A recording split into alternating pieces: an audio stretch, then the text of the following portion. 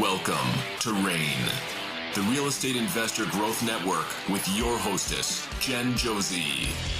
Join like-minded real estate investors and accelerate your business towards greatness.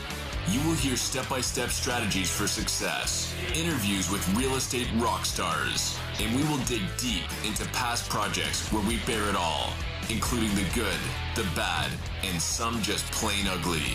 So get excited. Here's the bestower of badassery herself, the real Jen Josey. Listener discretion is advised. Hi, and welcome back. I'm Jen Josey, creator of RAIN, the Real Estate Investor Growth Network. Whoop, whoop. On today's episode, we have a guest that will be sharing their badassery. But before we begin, here's today's badassery bestowment, my little badass gift to you. Today's topic is the importance of vetting your contractors. When it comes to flipping houses, your contractor can make or break your project and your profits. Even the most promising deal can turn into a money pit if you hire the wrong crew. That's why vetting your contractors isn't just a box to check. It's one of the most important steps you can take to protect your investment and your sanity. Here are 5 reasons why every badass investor needs to thoroughly vet their contractors before handing over the keys or any payments. Number 1, protects your bottom line. A well-vetted contractor delivers quality work on time and within budget, helping you avoid costly overruns and do-overs. Number 2, prevents costly delays. Reliable contractors stick to timelines so you're not bleeding money on holding costs while waiting for the job to get done. Number 3, reduces risks of scams or shoddy work. Checking references, licenses, and insurance help you weed out the fly-by-nights or the not-so-handy handymen. Number 4, ensures clear communication. A solid vetting process sets expectations up front so there are fewer surprises and misunderstandings along the way. And number 5, build your reputation. Consistently working with trustworthy pros mean your projects finish strong and word gets out around the investing community. So, don't rush the hiring process just to get the job started faster. Taking the time to vet your contractors can save you headaches, money, and your reputation as a badass investor. Remember, real estate success isn't just about finding the right property, it's about building the right team, one reliable contractor at a time. Now, on to today's episode of the Real Estate Investor Growth Network podcast. We have with us my friend Ellen Schmuel, co-founder of Seneca Property Holdings, a fast-growing real estate investment company based in Palm Beach Gardens, Florida. Ellen's journey began with a simple home renovation that ignited her passion towards creating lasting passive income and revitalizing distressed properties. Trained under Tariq El Moussa and an active member of REI Roundtable, Ellen is committed to restoring properties with integrity and making a positive impact in her community. I am thrilled to have her on the show, so welcome, Ellen Schmuel. My girl, I'm giving you a hug through the camera. Good to see you. Thank you so much for being here. And this is your first podcast, so I'm popping your podcast cherry, Ellen. There you go. Are you honored? Oh. The only person I would do it with. So I'm glad if it had to be anybody, it was you. You can tell where this is going to go.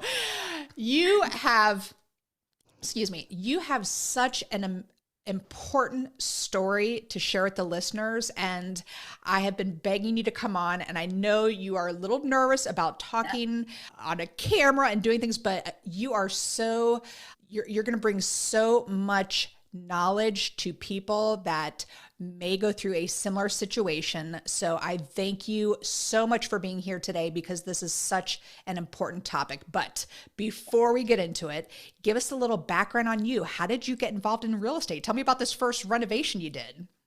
Well, thank you for having me, first of all. Absolutely. And I know that your listeners won't have to go through this, what I went through, because they're going to listen and they're going to learn. That is very true. So Yes. hopefully, this alone will stop any problems in their future. Yes. My husband and I moved down to Florida a little over 25 years ago, and we bought our first home down here. And we lived there for over 20 years and 2 kids and 3 dogs. And needless to say, it needed a lot of renovation. Along that journey, I became a swimming instructor, and my goal was to always find a home with a pool so that I could teach my swimming right in my backyard. Nice. So when some things happened and we came into a little bit of money, we decided to do the renovations in the house. Of course, I never got to reap those benefits, but that's okay. I reap them now with my rental property. And we renovated the home, and I was blessed with finding a home to move into with a pool. So that dream came true. Very And good. having that property become a long-term rental was just also a dream come true, because it gave us the start of some passive income. Love it. And I love short-term rentals. I think it's a great moneymaker, especially if you get the property at the right price and do all those things. And I've known you for a couple years now. I remember the insurance went up at one point, really tough. But you have worked so hard taking this property and transforming it into a short-term rental, and then actually turning it into a long-term rental, which is what we are going to be discussing today. But let's go to the education portion though, really quick, because many of the listeners out there are kind of on the fence about doing an education program. They think, oh, that's a lot of money. I can go to YouTube. I can listen to Jen's podcast. I can do whatever. I can do all that education on my own. What was the benefit like for you to do Tariq's home? The program is called Homeschooled by Tariq Al Musa, but what was the benefit of joining that program for you? Well, for me, because I had so little experience, none, basically, it was a way to connect with other people, also getting started, also getting involved, and then also to connect with people like you and other coaches that had the experience, so that I wouldn't get into a situation necessarily where I would lose my soul and my money, right, and my primary home and everything else. So I feel like it helped me get connected, not just educationally, but also personally with people, and create relationships where, to this day, I know I have people to count on if I have questions to turn to, and to grow as an investor, no matter which direction I go in, whether it's long-term rental, short-term rental, BRRRR, flips, everything, because there's someone that I know from every aspect of real estate investing because of it. Well said. And my education program is very similar in that when I wanted to get into short-term rentals, I knew who to reach out to guide me when we bought our first long-term rental, etc. So very important. And the internet just doesn't have those things by watching YouTube. So having that person to ask questions directly to is so very important. And Absolutely. Then what is REI Roundtable? What is that all about? So REI Roundtable, we meet once a week. And we basically have a topic that we kind of talk about first. And then we break out into little groups and we talk about our goals that we had from the week before, our upcoming goals, what worked, what didn't work, and kind of bring it all together, all of us at the end again, and kind of keeps us accountable to reaching our goals and to meeting the things on our list that will help us shoot our businesses up to the sky. And aim high. Well, let's give a shout out, because it is a program run by myself and my work husband, Bud Evans. And if you go to rainmastermind.com and go under the resources tab, there is a link there to join, or you can just Google REI Roundtable or Google Bud Evans or myself and to check it out. But I kind of like it being a small group. We don't want it to get too big, but if you are in this business and you need a group for accountability, that's definitely something worth checking out. So blah, blah, blah. I did not bring you here to talk about all this stuff. But it is important so that the audience does get a little background. Did you want to add something else? Yeah, I just want to say that if it wasn't for that intimate group of REI Roundtable, I don't know if I would have gotten through what we're about to talk about, because it kept me sane. It kept me focused. It gave me some guidance here and there, and somebody that had a connection with certain things helped me on one end, and it just kind of helped me keep the process going without losing my mind. So it's definitely important to have that relationship with people and that connection. Absolutely. And thank you for adding that in. So let's get into the actual property we are discussing today. So how many beds and baths? How long have you owned it? Where is it located? How far is it from you? Tell us all that fun stuff. So my husband and I bought this property in December of 2022. Okay. Just before the end of the year. And it's a property about 4 minutes from my primary home, which is nice. It's on just over an acre. It's a 4-bedroom, 2-bath. It has a Florida room that's huge, like it's a bar, pool table, kind of real fun room. It's got an accessory dwelling unit on it. The entire property was set up originally as a short-term rental. And first year, great. Short-term rentals are not easy. They're not for the thin faint skin. of heart. Yes, exactly. At all. I never spent more money on towels in my entire life. People just really don't care when they think also that you're like the Hilton, who has billions of dollars to spend on towels, when I'm a little business that doesn't. Right. So when first year we did okay, and then second year things changed a lot. I think the economy and things like that, and it just started to change. We decided to try and really look into becoming a long-term rental. Okay. We took Well, let's pause there for a second, because this is a very important point for the listeners who maybe are thinking about getting into short-term rentals. And you hear this word a lot, saturation. There's so many people wanted to get in. And unfortunately, with the prices so high for real estate right now, there's not a lot of wiggle room in there. And also Airbnb itself, that's who you use, correct? Or did you use multiple? Airbnb, VRBO, and then through the management company. Okay. So when you're on different platforms, I know, because I use Airbnb, just that's it. They're really starting to tighten up their regulations and things like that. They are not allowing the owners to get rid of bad reviews, things like that. So it's a tough business. So in real estate, and something that we teach and that we did discuss in REI Roundtable, was learning to pivot. And that's a great thing about real estate, is because it was not, you're buying a gazillion towels. Now let's move on to the next and let's turn it into a long-term rental, which is what you did. So here we go, audience. Buckle up. How did you first connect with this woman that ended up scamming you? And what initially made you think that she was going to be a great tenant? I have a realtor that I worked with for many years. She helped me with my other long-term property. Someone that I really trusted and liked. And basically, I sat back and she did the work. That's how I felt that it was going. So another realtor reached out to her, brought her up a prospective client, and she actually wasn't available to do the showing. I went and did the showing with this other person's realtor's mother, who was also a realtor. That should have been a red flag.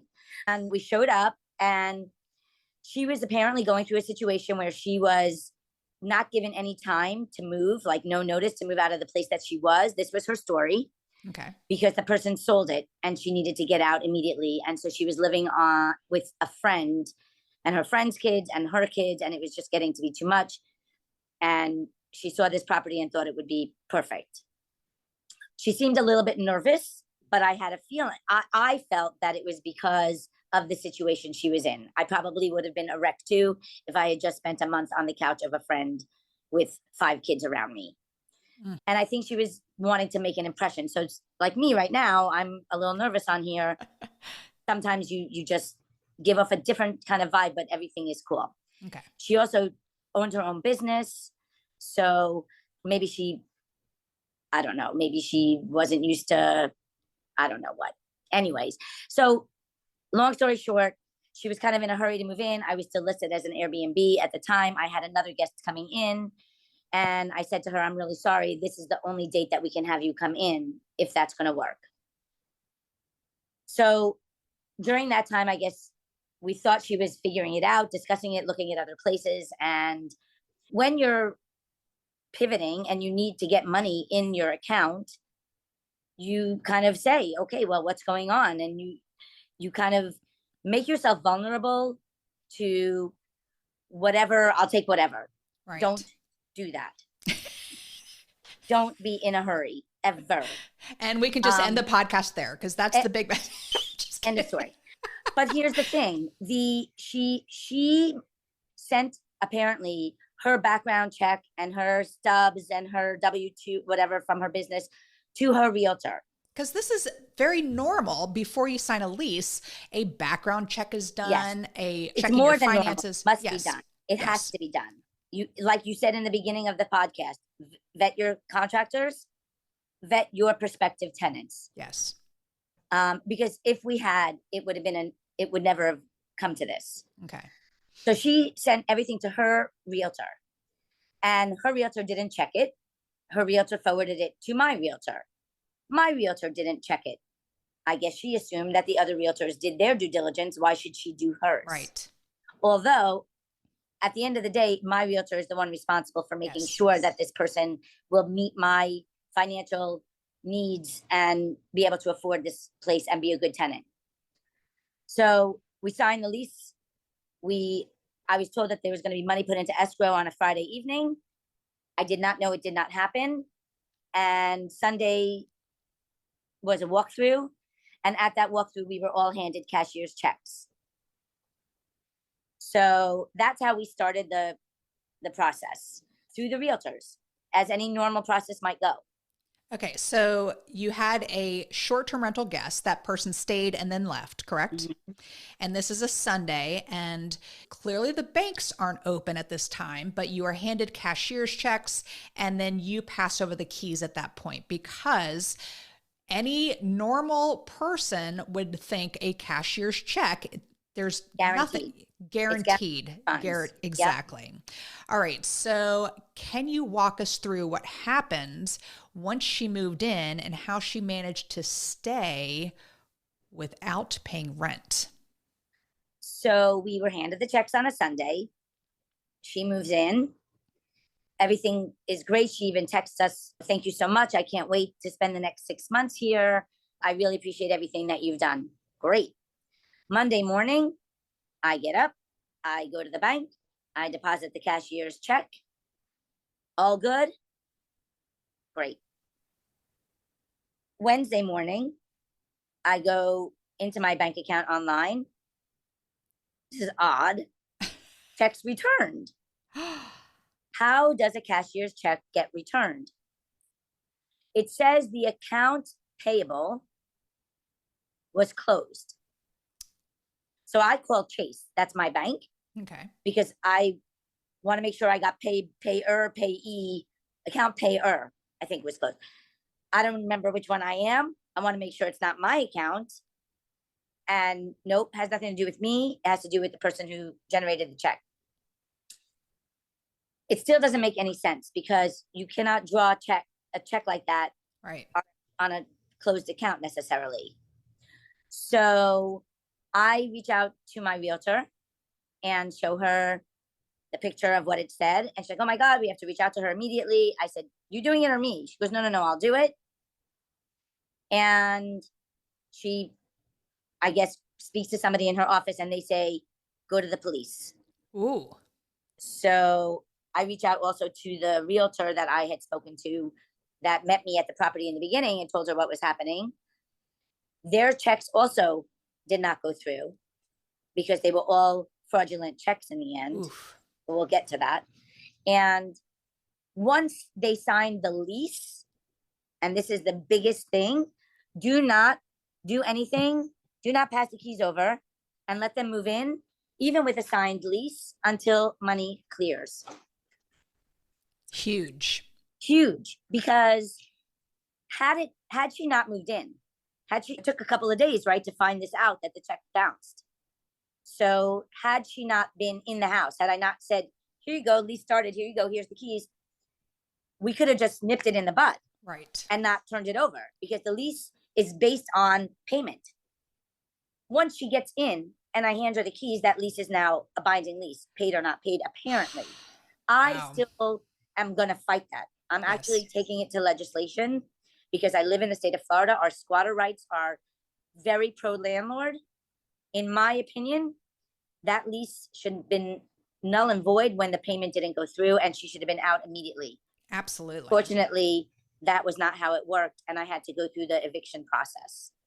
Okay. Did you have a conversation with her? Yes. Okay. Actually, tell me about that. Yeah.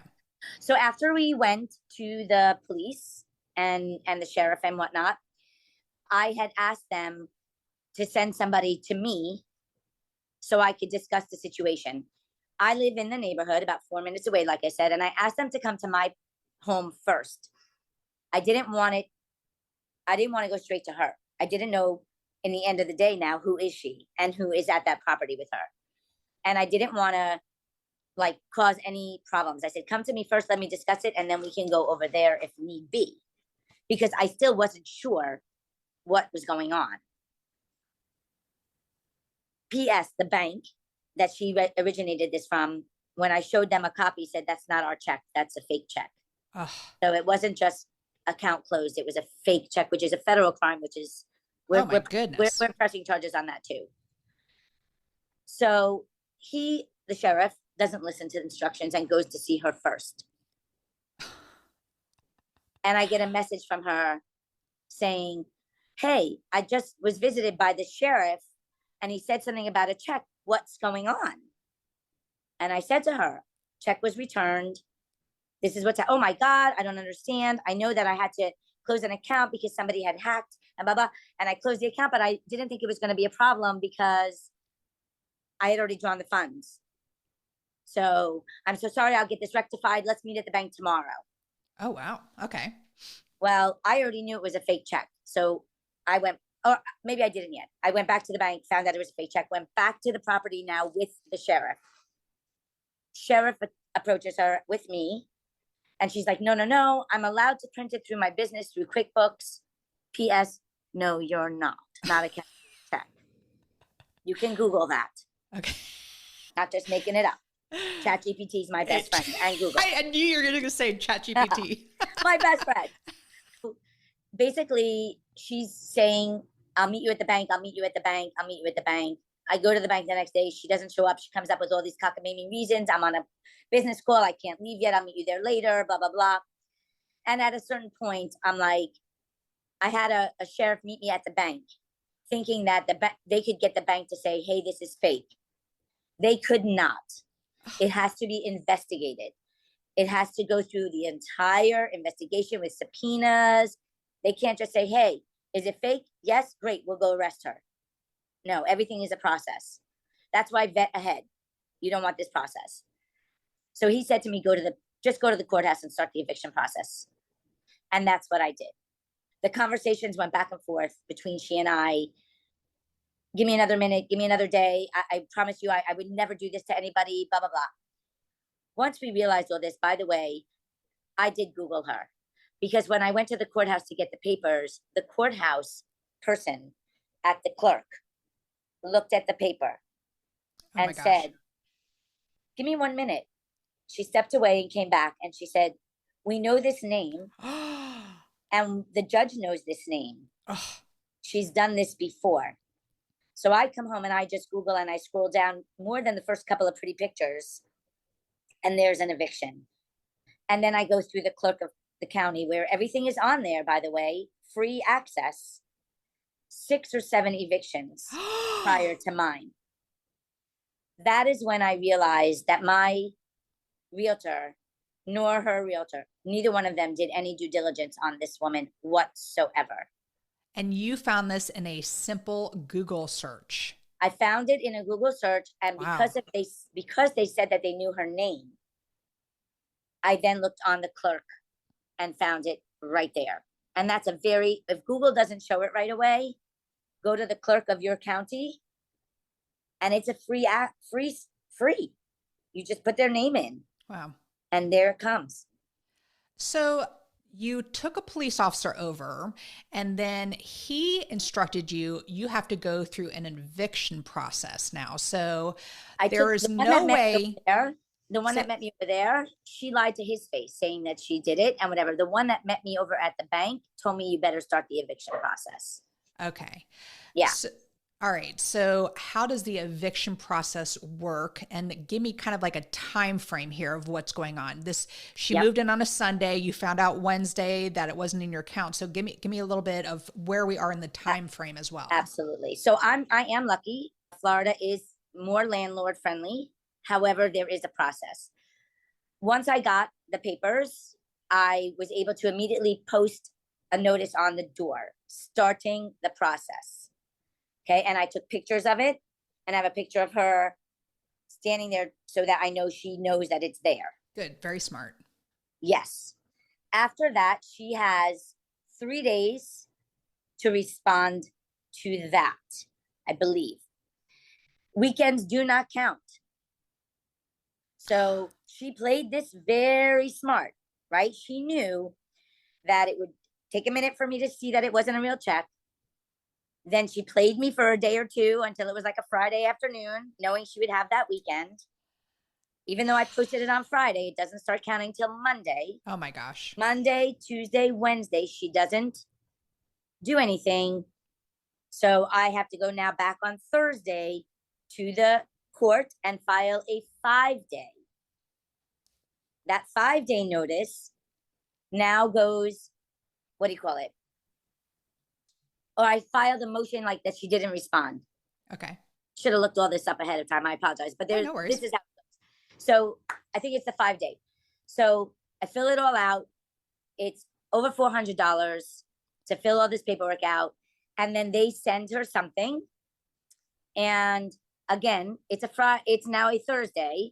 Nothing's going to happen till Friday. Nothing's going to happen till Monday. She gets those 5 days, right? Thursday evening at 5:00. Nothing's happening on a Friday. Got the weekend, and she doesn't respond to that. Now there's the next part. This is the most important thing. And I don't know how it works in other states. I called to see, okay, she didn't respond. And I'm thinking to myself, now comes the 24-hour notice. Not how it works.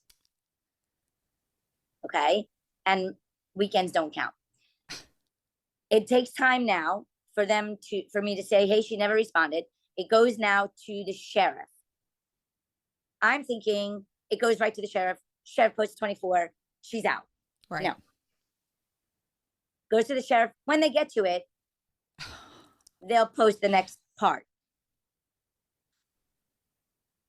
I asked them, I called to find out. They're like, it could take like, oh, you're not the only one. It could take like maybe a week, 10 days. I'm like, oh, no. So I get a process server. They tell me I can get a process server. They have a list of them on the county site. Got a process server. Great guy. He's been helping me also in this process. He went the same day. And it was a Wednesday. Now I have, maybe now is the 5 days. Oh, okay. 5 days, yeah. So again, Wednesday night. So Thursday, Friday, Saturday, Sunday don't count. Now she's already in there for, I think, 3.5 weeks or something. Oof. Maybe 3 weeks. So you get those days. Weekends don't count. We finish the final part. And I read, thank you, ChatGPT, that now it could take another week to 10 days for the judge to sign it. Oh my goodness. This judge must have felt after the second time that she was scammed, she gave bad checks to the courthouse. The last 2 evictions, same judge. She wasn't going to let it go. When this person did not respond, she signed it within 3 hours. Nice. The final judgment within 3 hours. Of course, it was probably a Friday. I got a call from the sheriff on Monday. That also could have taken another week.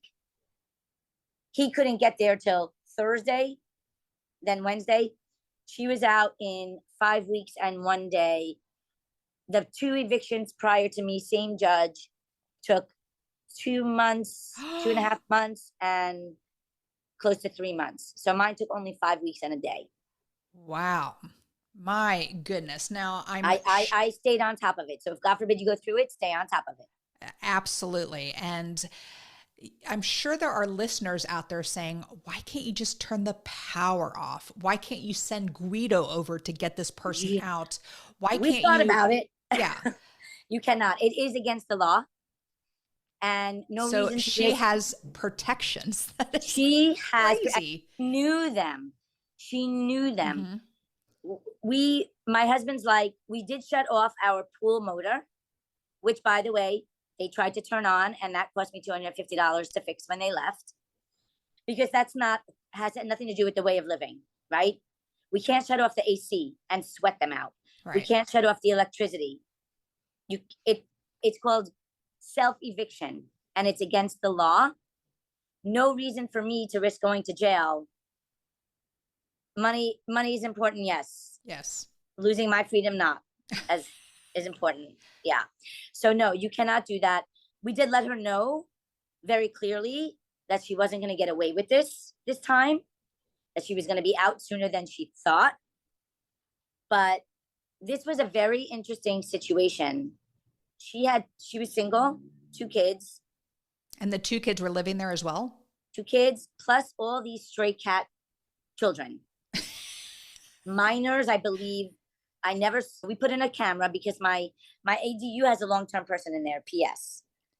So while all this is going on, you have a renter in the ADU in the backyard. Love for her. But like a few days after they moved in, her tire had been slashed.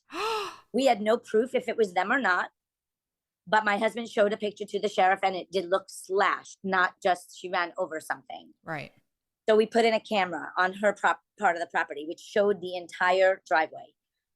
We hardly ever saw her taking the kids to school. Random people in and out, kids. We don't know if they were 18 or over. And when they left, there were beer bottles, alcohol bottles, food, all over the place. And she had a 9-year-old in that house as well. So who knows if that 9-year-old was what they were exposed to. And that was my biggest thing, is who are these people going in and out? And also, what, God forbid, happens if something happens to somebody that's not supposed to be there? Right. Am I liable? Right. So much. Oh my goodness. So 5 weeks and 1 day, and they left beer bottles and alcohol bottles everywhere. Was there any damage done to the property? And then how did you really handle this aftermath? And I want to kind of know financially and emotionally, because I'm sure this took a toll on you emotionally. Yes. Emotionally, we need 3 episodes. Just saying. So the day that we watched her move out, she moved out Tuesday. Wednesday is when the sheriff and I went over, and my husband showed up, and we immediately not just changed the code on the locks, we changed the entire lock. Good. I was shaking. The sheriffs have to go in first. We watched her, by the way, take some of our things. Oh my gosh. So a big box of tools, a fan, like a standing fan. We started taking a twin mattress. We had triple bunk beds because it was an Airbnb. So more beds, more money, right? And I started taking a twin mattress. Now she had to unpack a Ryder truck or a Hertz, whatever, U-Haul. U-Haul. Yep. She had to unpack one of those because she hadn't paid for it. And we called U-Haul and said, there's this U-Haul. Oh, nobody's paid for it. Well, here it is. So they towed it. She yelled at me that she had to pay $2,000 to get her stuff back. I'm like, no, you had to pay $2,000 because you didn't pay your bill. So when she got all her stuff back, she didn't have a U-Haul to store it in. And I had to give her the code to a shed on the property that was part of the lease to store all her stuff. And that's when our stuff started going into the truck as well, because she put her stuff back in. She didn't take all the towels that you had to replace from the short-term rentals. She took some, and what she didn't take were all over the floor, stained and useless anyway. Oh gosh. So they went in first, and I'm like, how is it? And they're like, it's a mess. We're not going to lie, but it doesn't look like there's any damage. Good. Like there's no holes in the wall, whatever. I walked in, Jen. I could not believe what I saw. I don't know if there's a way that I can upload something on this podcast, but every room had leftover food hanging out all over the place, plates that had food stacked up, beer bottles, like I said. Every glass that was ever used was on the floor, under the bed, on the night tables, on the counter, in the sink. The sink was piled so high you couldn't even see the sink anymore. It looked like a mountain. And I watched them take some garbage out. So I only could have imagined what would have happened if they didn't. I don't know if once the timeline came to an end, they just said, screw her and didn't care anymore. Right. Or if this was going on the entire time. But it broke my heart. Yes. Because it's a beautiful, beautiful home. It was furnished to the nines as a country house in Florida, detail oriented, just beautiful. And I mean, needless to say, I lost it. But at the end of the day, there was really no damage other than what was taken. Right. And then the triple bunk beds, these lovely hoodlum kids that were in and out all day decided like they were in a bar bathroom and carved their names into the furniture. Yes. Did you know that Reese and Vicky Forever will live on in that bedroom? Just like on the bathroom wall at the VU at University of Maryland. So emotionally, it was draining the entire process. And then going in and seeing it like that, knowing that all it would take would be a good cleanup, made me feel a little bit better. Good. But that still costs a lot of money. And then Sure. we lost the first class security, but it also is now taking us time to find somebody. So it's been a full 2 months now since the move-in. Today exactly, actually, tomorrow, date-wise, not Sunday to Sunday, but right. And we don't have anybody yet. And every day that ticks by is money that I lost when I thought I was going to have somebody in there for 6 months. Absolutely. And so, and that takes a toll emotionally, because it makes me question everything that I did and everything that I'm doing. And is this the right business for me? And do I have a thick enough skin to handle these kinds of problems? And do I have enough trust that it will all be okay in the end?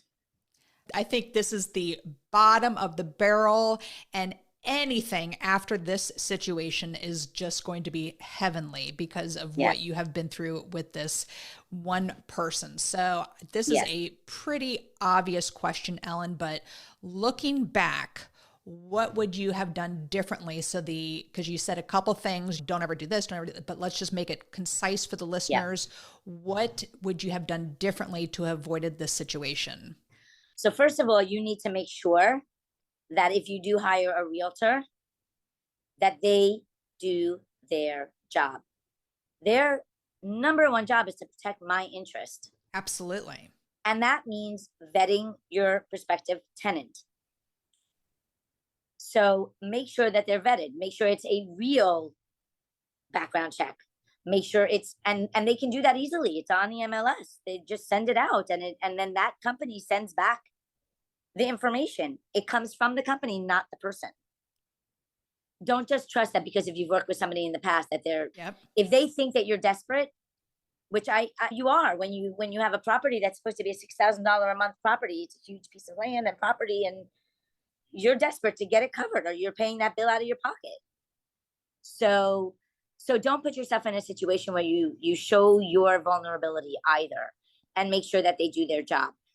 Don't take things at face value either. Do your own due diligence. Right. Even if you trust them, even if they send you something.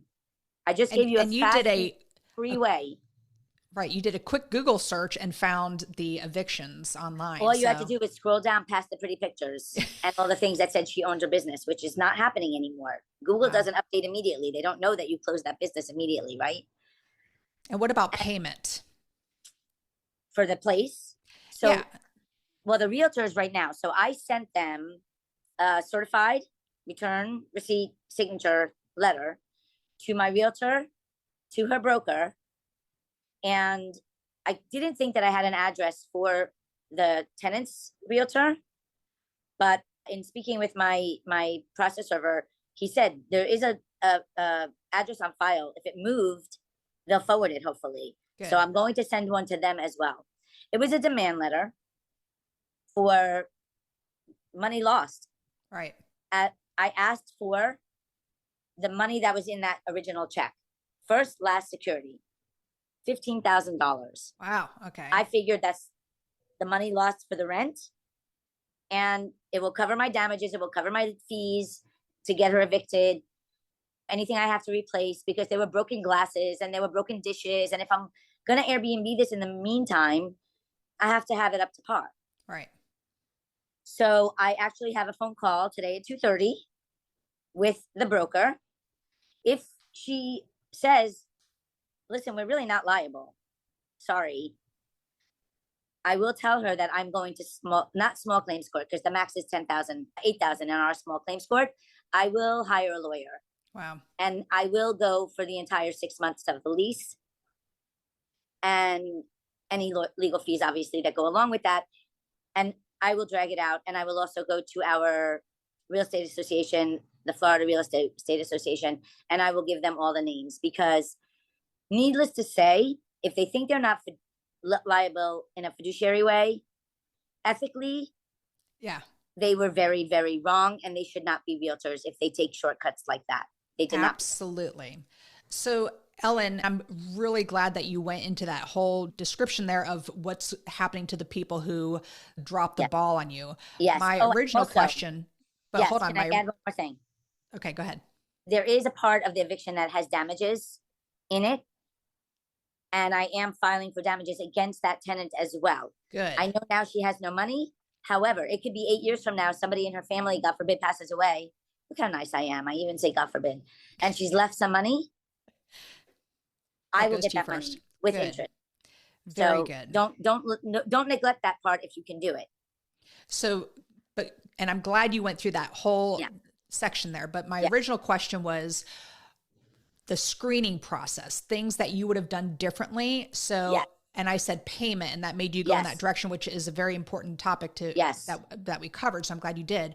But like, you received a cashier's check, but you didn't notice until like 2 or 3 days later when it was taken out of your account. Yeah. Exactly. So do you recommend that the money clear beforehand? Oh, yes. Okay. Oh, yes. You know how you put escrow when you buy something? Right. Same thing. Okay. If it doesn't go into escrow and they want to give you a cashier's check, no keys, no nothing, no move-in. Give yourself more than the same day. Right. Especially on a Sunday. She played us. She was very smart. She knew. And she knew that even if she wasn't moving in that evening, the next day, she was still going to be in before it cleared. Money must be cleared. I will say, and it's funny because, like I said in the beginning, I teach swimming. And there are lines of defense for swimming, right? My method will save a life. But mom and dad, you better watch your kid. Yes. And mom and dad, you better put a fence around your pool. And then you worry about what happens if they get past those lines of defense. Well, make sure the check clears. And why is not only that important? Because they could get in, this first check can clear, and they still can never pay again. Right.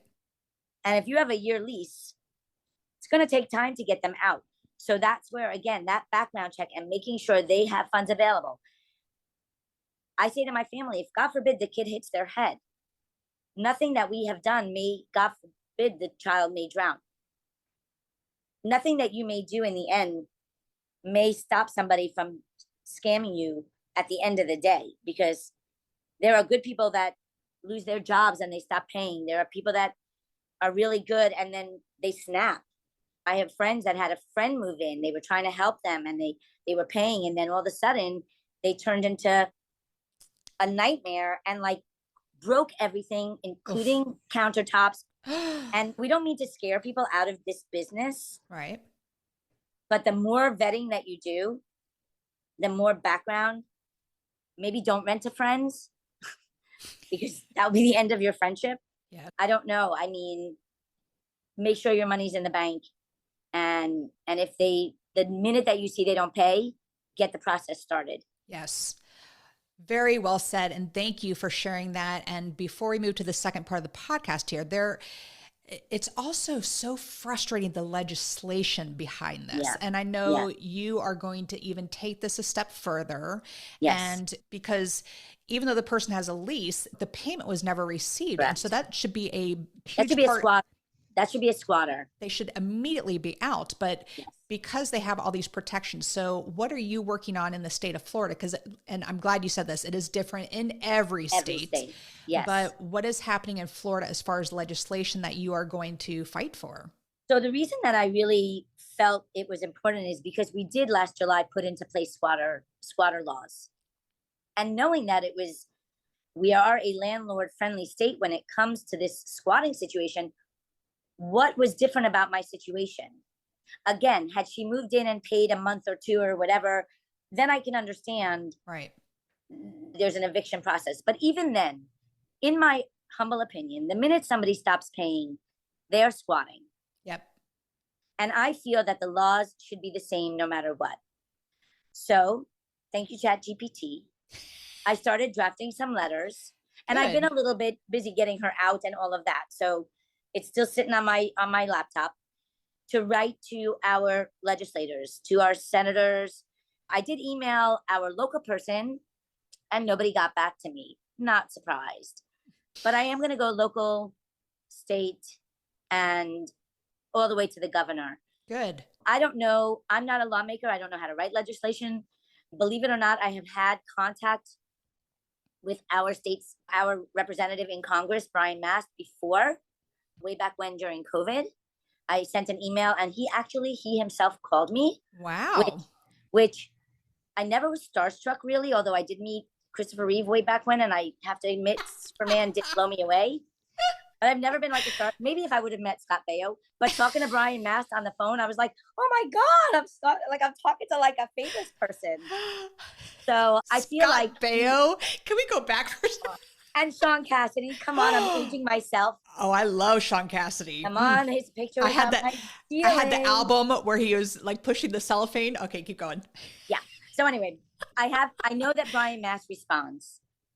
I did speak to his office, and they did tell me, go ahead and present what you want to present. It does get passed forward. So I don't know how much of a difference that I'll make, but I'm not going to not try and make a difference and it should be the same in every state. It should not be state by state. Right. We work hard. Even the sheriff's office, when I said, if it's a 24-hour notice, why are you telling me it could take them a week to put it on the notice and then a week for them to actually do the 24 hours? Exactly. It's 24 hours. Well, you're not the only one, and blah, blah, blah. Well, I feel that the process would go a lot smoother if they would just get them out. Yes. It wouldn't pile up. Because if you are waiting a week to do it, then you've got the Mondays one, Tuesdays one, Thursdays, Wednesdays. Now you're piling up. Get them out. Absolutely.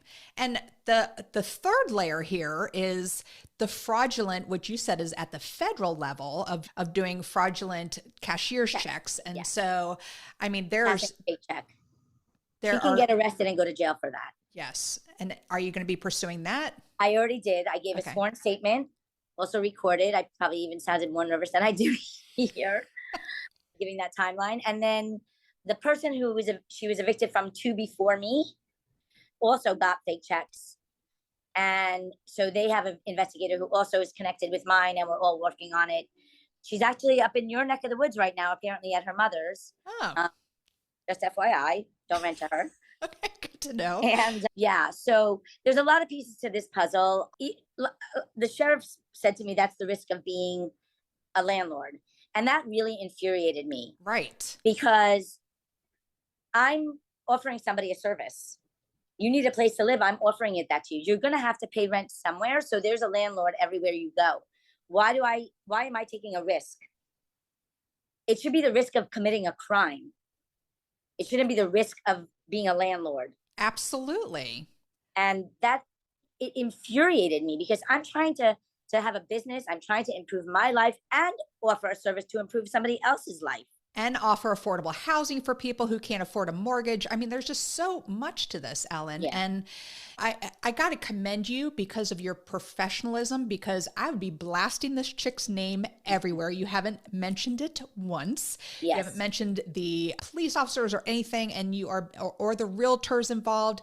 You are a complete professional about this. And you are so needed in this industry. You are doing a disservice by not sharing your story. So I appreciate you so much for coming on here and sharing it. I know you're nervous doing this. You did a great job. You were very detailed in everything that you said and taught the audience a huge lesson. And I, like you, Ellen, am very much wanting to help the person and kind of bend over backwards. And she had a sob story, and I would have been sucked in just like you were. So I commend you for staying on top of things and only taking 5 weeks in one day, as opposed to the other ones were 2 months, 3 months, and even longer. So thank you for sharing this. Do you have any final things you wanted to add to the listeners? Or actually, let me ask this. Are there any positive takeaways from this situation? I think learning this lesson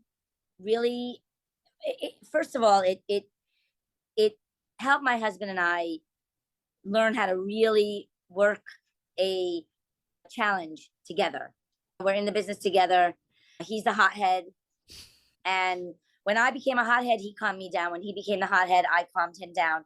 And we went through the process together. And that was really good because this business can be challenging. Yes. And it does have its ups and downs. And I think, like you said, God willing, this is the lowest that will go. So my goal is now to say, I got over the biggest hurdle. Only roses and sunshine and unicorns and rainbows from here. I will obviously learn my lesson. Don't just trust my realtors. So lessons learned. I mean, I can't offer that enough. And again, find yourself a community. Having you and Bud and the rest of the people in that community was a saving grace, because when I was in tears, I had a Tuesday afternoon call. And everybody always was allowing me to vent and say where I was in the process and help me move forward. That was a real ray of sunshine in this dark period. Well, you have influenced all of us in that group, and we are just honored to have you as a member of REI Roundtable and sharing it. And thank you for coming on the podcast to share this. Ellen, I just love you. I hate that you went through this, but I do appreciate you so much sharing this information. So we are going to move to the second part of the podcast here, which is what makes Ellen a badass, which clearly you are. And I use the acronym BADASS, and the first letter is B for book. What's a book that's made a huge difference in your life? And you ever heard of Jen Sincero? It's Sincero. Sincero, you are a badass. Absolutely. That is definitely one of the books that has really reminded me that I can handle anything. Absolutely. So that's really, and it's easy reading. I love her. And if Jen Sincero is listening, I would love to have you on my podcast. Because I love her.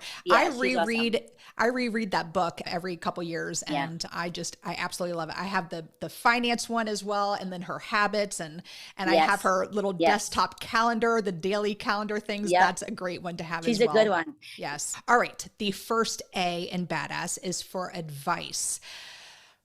You have given us a lot. Tons of advice today, but what's the best piece of advice you've ever received? I think the best piece of advice I've ever received is where your attention goes, your energy flows. Yes. That's a Tony Robbins thing. And a great example is you're going down the rapids and you look towards the tree, and guess where your raft goes? Right. Avoid that tree, and you look at it and you go right into the tree. Like you're doing the steering wheel and you're trying to look at the house that you want to buy, and all of a sudden you're in the house that you want to buy. Keep looking forward. If my attention is on forward, and interestingly enough, all the videos that were recorded on that camera that we got, my husband screwed up the subscription and they were gone. And I'm saying to myself, that was on purpose. He didn't know it at the time, but that was planned by someone up above in the universe that said, stop looking back at those videos. It makes you sick to your stomach. And now I can't. So I can only put my attention forward. And if my energy and attention go there, I can only go up. You are such a gem. I just, in the darkest of times, you find the positivity, and that's why we just love you so much, Ellen. All right. The D in badass is for drive. What drives you to be successful? And you mentioned Tony Robbins, and I do know a little bit about your Tony Robbins history and how it was just like a light switch for you. So, Yeah. I'm planting a seed. Can you tell us Yeah. about the promise Yeah. that you made for working with Tony Robbins? So I am very, very big into giving back to my community. Yes, you are. And we're I think in most tithing, my background is Judaism, and we say like a 10%. So in my vision board, I put 10% for my big guy, which is God. And that is 25,000. My goal was $25,000. That means I have to bring in $250,000 minimum to be able to meet that goal. Yep. Of donating back to my synagogue or charities of my choice, wherever it may go, $25,000. So my drive is to be able to bring that income in, not just passively through my real estate, but through my income, maybe even through raising money somehow, doing some kind of a drive to be able to give that back. That's my main drive. I think it's so important, and there is a real reality in the more you give, the more you get. Yes. And not just financially, in my heart. If Yep. I'm able to give and not worry that, oh my God, when this girl was scamming me, I started saying to myself, wow, did she really get into a bad situation, before I knew that she was an actual scam artist? And I'm like, maybe I should just give her a minute. And I want to be able to kind of do that, not to a scam artist, but I want to be able to say to somebody, if you're going through a rough time, let me help. And in order to do that, you have to have, number one, income, and number two, peace of mind. So that really drives me. And my kids, I want to leave a legacy. I want to leave a portfolio for them. So if God forbid they hit any bumps in the road, they have what they need. I think it's so important. And in addition to making money in the tithing and your big heart, you also now have a message that you are sharing and educating people on how to avoid situations that you went through. So I'm so very proud of you, Ellen. All right. The second A in badass is for aspiration. I'm a big goal setter. So what is a goal you are currently working on besides the 25,000? Yes. Well, obviously getting these places rented with quality paying tenants that respect and love the property. I want somebody to move in that absolutely is happy to be there. The people that are moving out of our other property are sad potentially to go. I did tell them about this property because they need a bigger place. So that may be a good thing. Good. Looking forward, I'm putting all my attention on that right there. And we would like to find other properties. One of my sons is in Orlando. I'm working with a wonderful realtor passed on by a wonderful woman named Jen Josey. My friend Robin, shout out to my girl Robin. Go ahead. If you're in the Orlando area, look her up. Yes. He may be up there for a few years, so we were looking to maybe buy something that he can live in and pay the mortgage and everything, obviously. But then when he moves, God willing, back down towards me, we can rent it out and have a property in Orlando as well. And as prices are kind of going to look maybe to come down, or interest rates come down, maybe being able to get a few more properties. I like it being in the area. My husband's handy. He can fix things. Good. I don't feel good not having my hands on something. It makes me nervous. I'm with you. I'm definitely with you on that. Well, those are fabulous. And again, I'm just so very impressed with you. And the sky is the limit, because girl, it is only up from here on out, only up from everything that you've been through. All right. The first S in badass is for systems. What systems do you have in place to help you achieve success? Well, first of all, being part of an accountability group definitely helps. So again, shout out to REI Roundtable. It keeps me focused on my goals each week and quarterly and things like that. It also allows me to make mistakes with someone to help me get through it, right? I just signed up, thanks to REI Roundtable and the recommendation, Sintra. I keep thinking about Frank Sinatra. That's how I'll remember it. I do it too. Do you do that too? That looks like something that will really help me in all my businesses, because I can put everything, I can have more than one business, and it kind of gives me like little assistance everywhere in every part that, it's like a chat GPT on steroids. Yes. And I like that. Let me give a quick shout out to Cintra, because I agree it is a really amazing tool. It's 12 of your own AI employees that have their own specific jobs, and you can have up to 5 businesses in there. And if you go to rainmastermind.com/resources, there is a link in there with a video of me doing a demo of it. But I do have an affiliate link for that, so do check that out. It is very cool. It is a super cool program. And for someone who, as you, Ellen, I like to have my hands in everything. Yes. And so hiring someone to run things for me, I'm always like, so this is more, I have control over it. So I'm right there with you. Well, Ellen, I could talk to you all day, but the final S in badass is for success. What does success mean to Ellen Schmueli? I think that success is going to be when I feel that I have the portfolio that meets my income needs, my strategy needs, whether it's long or short term. When I feel that I've learned 90% of the hurdles, hopefully not all the hard way. Right. But when I feel like I understand the complexities and maybe one day can coach it with you next to you. Yes, absolutely. My background is in coaching and teaching, fitness and swimming and all of that. And though I do get nervous, like on stage, I don't get nervous teaching. Right. I don't get nervous coaching. And when my message is out there, when I leave that legacy, when my kids can say, wow, my mom was late 50s and look what she created. And it doesn't matter how old you are. And my husband I can hop in the RV that I just bought and travel without our tent blowing away.